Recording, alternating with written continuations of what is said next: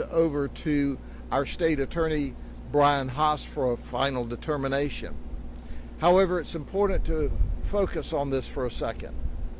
He tried to assault my deputies with shears. Then he jumped into their vehicle, which is an armed burglary with the shears, trying to get the rifle and or the shotgun out. At that moment in time, all the warnings had to stop and the action had to begin. And that's when they shot him, enough to stop the threat. Are there any questions?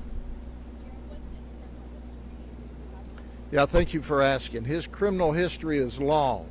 It's meth arrest, meth arrest, meth arrest, meth arrest, meth arrest. And guess what? In April of this year, he was arrested for what? Meth. He was released on May the 20th. So he's not been out of jail very long at all. I've said this over and over, and I'll continue to say it. There are still people that want to make the community or the nation believe that drugs are low level and nonviolent. Well, here's your sign. Here's another sign. Now, that's not enough. While he's swimming across the lake, and how he made it across the lake, they said he was treading water. They could only see his head. He got real close to an alligator. It appears that his right arm is bitten by an alligator. So apparently he was attacked by an alligator while in the lake as well. So he gets into the lake, he swims across the lake, he's bitten by an alligator. Neighbors are trying to throw him a life vest, trying to help him. He's growling. He comes onto the land, sees a pair of garden shears, picks them up. That's when our deputies are getting there just as he's trying to break into one of our victims' vehicles. We try to de-escalate.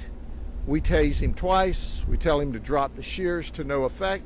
The tasers had no effect on him. He climbed into a vehicle, committing another armed burglary where he was trying to get to our rifle and our shotgun, and we shot him. Now, quite frankly, his conduct was outrageous. It was bizarre.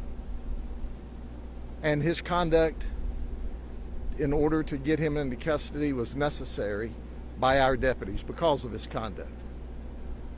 He was bizarre. Our deputies, by the way, are going home safe tonight. Let me make this abundantly clear. You're not going to shoot at our deputies. You're not going to point guns at our deputies. You're not going to point garden shears at our deputies. You're not going to break into the car and try to get their rifles. You're not going to assault feloniously our deputies. You're just not going to do that. And if you do, we're going to shoot you. Just enough so that you don't want to ever do that again, or can't do that ever again. The lake is directly behind the houses. You can see it from an aerial view. This area at one time was a mine area, and there's huge lakes that wrap around these different beautiful houses and subdivisions here. And if you look, he swam a long way across this lake. And the fact that he was bitten by an alligator significantly and still continued his rampage is shocking. But if you're on enough meth, then the person you see is not the person that's attacking. Excuse me? They were at one of the houses when he came out of the water. Apparently someone had left their garden shears in the yard, on the porch. And that's still under investigation. However, one of the victims, one of the witnesses, said that he left his garden shears out. The community is a gated community. How do you think he possibly got into the... Yeah, he swam across the lake from Highway 37. And that's amazing in and of itself. It's a long swim. And he was gator bitten along the way. Now, this is just crazy stuff, okay? You know, that's got to be true. You can't make it up. And as a result, this is one more example of how violent people or when they use meth and use drugs. When you can swim across a lake, sustained apparent alligator bites, grab shears, try to break into a vehicle, attack law enforcement officers, jump into their car, try to get their rifle and shotgun, you're out of your mind on drugs. And it's not his first time. What is the condition of this man? He's dead. Deader than 4 o'clock.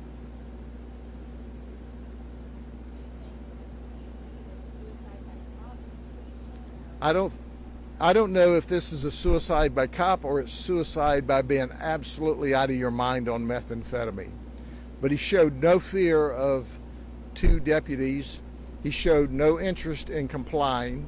Even after he was tased, he still ran.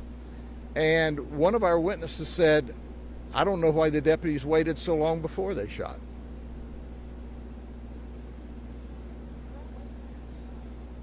The shot was just after they arrived, within just a short period of time. As they were arriving, he was trying to break into the vehicle.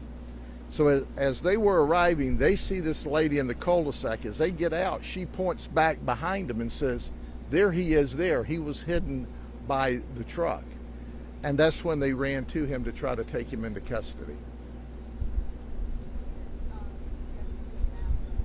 Yeah, the deputies will be on normal administrative leave through the initial phases of the investigation, and then they will return to work just as soon as we complete the initial phases of the investigation.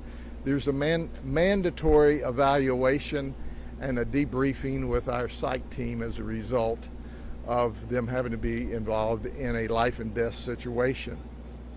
One of the 2 is still in training, and the trainer did exactly what he should have, and so did our brand new deputy. He responded appropriately. Both of them shot. Anything else? Thank you very much.